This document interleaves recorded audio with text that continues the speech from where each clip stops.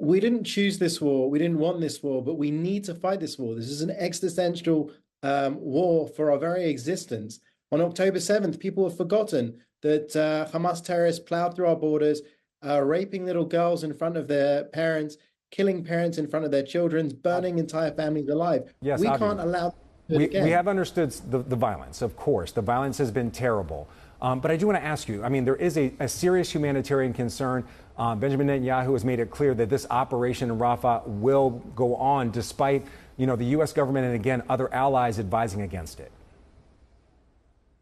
Frank, we need to move on Rafah, as my prime minister has said, for the simple reason that the last 4 Hamas battalions, Hamas has 24 battalions, we've taken out close to 20 of them. The last 4 are in Rafah. If we were to leave them there, then we would leave Hamas in power. They would take back control of the Gaza Strip. They do what they say they want to do, which is October 7th again and again and again. Now, we understand the humanitarian issues that Hamas has caused with the start of this war. That's why we will do in Rafah what we did in the north of Gaza and in the center of Gaza. People don't understand there's so many people in Rafah because we enabled them to get out of the line of fire, because our fight is with Hamas, not the people of Gaza. So we will move the civilians out of harm's way in Rafah. We will move on to destroy the last 4 Hamas battalions.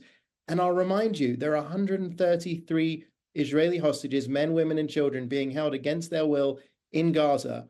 We can't leave a single stone unturned until we find them and bring them home. That includes American citizens. That includes British citizens.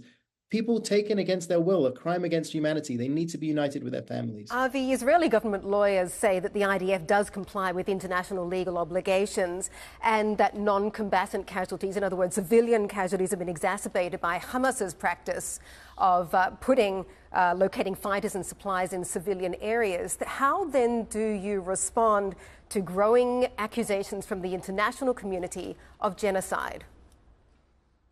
Maddie, this is an outrageous libel against our army. Experts, if it's from West Point or elsewhere, have said that the Israeli army goes out of its way to avoid civilian casualties. We know that Hamas often not only inflates the numbers, but makes up the numbers. We also know, I can only echo the words of Rear Admiral John Kirby from the White House, who said that the Americans have checked out all accusations against us, that we're potentially breaking international humanitarian law. And they have found no evidence that Israel is doing anything but keeping international humanitarian law. This is our very core. This is our very DNA. This is our very ethos. We will go after Hamas and we will minimize civilian casualty, because that's what we believe is the right thing to do. But how does Israel plan to win back public support, not just from the international community, but from at home as well, where we're seeing ever increasing levels of public dissatisfaction with the Israeli government? Maddie, I'm proud to be an Israeli. I'm proud to live in a vibrant democracy where people protest every day about all types of things. I wouldn't blow it out of proportion. The vast majority of Israel stands with this government.